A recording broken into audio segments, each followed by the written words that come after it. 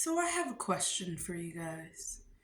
Now, I told you previously that I am fascinated with this concept of implicit bias, which is a training course that is required for the licensing of all healthcare professionals, including massage therapists, including PTs, doctors, the gamut. And so as I've gone through these trainings, I've recognized that there has been a real illusion of the racism word, prejudice, discrimination, which are the roots to these biases that we create. Because remember, we live in a country that was built on the separation of races in order for the exploitation and the capitalization of this nation. So, how can you have a conversation about implicit bias without having those conversations? And how do the people that have imposed such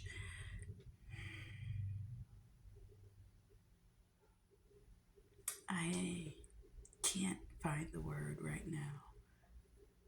Impose such tortures, impose such how the words just escape me considering how heinous the crime is. How do they continue to try to teach about something that they created? It's that pronoun, they. If you want to be a they is not always a good term because they raped my ancestors. They stole them from their homeland. And even if you want to say they negotiated with the kings over in Africa, they got a raw deal. I'm sorry. Our country, African countries, got a raw deal while the Europeans made out like fat cats. So, with the question of implicit bias, there's a few things that I have. And I'm working on creating this, I don't know, like a curriculum or such.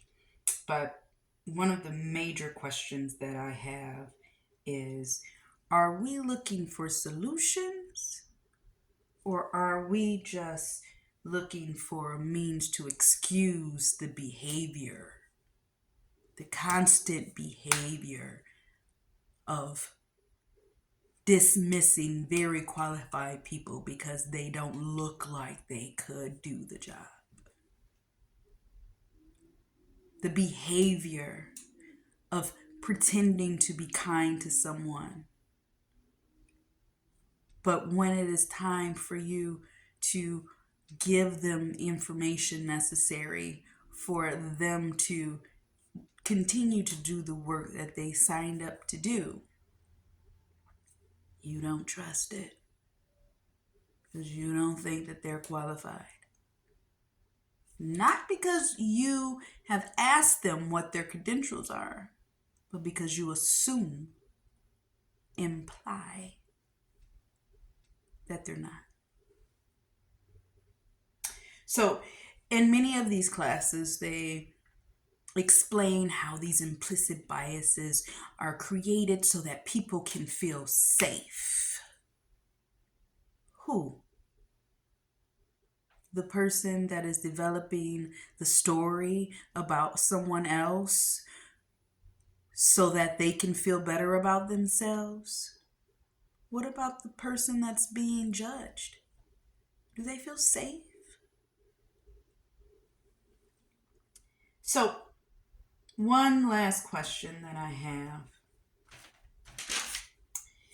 is, are we brave enough? Are we brave enough to get more information from those people that you feel that you need to feel safe from? Excuse me. Excuse me, sorry. And are we brave enough to let that shit go? Are we brave enough to look in the mirror and examine our own biases? Because at the end of the day, an implicit bias isn't about they. It's about me.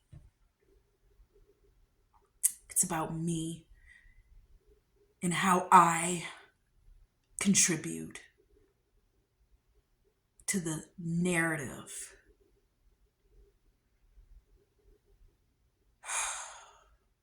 We got a lot of work to do.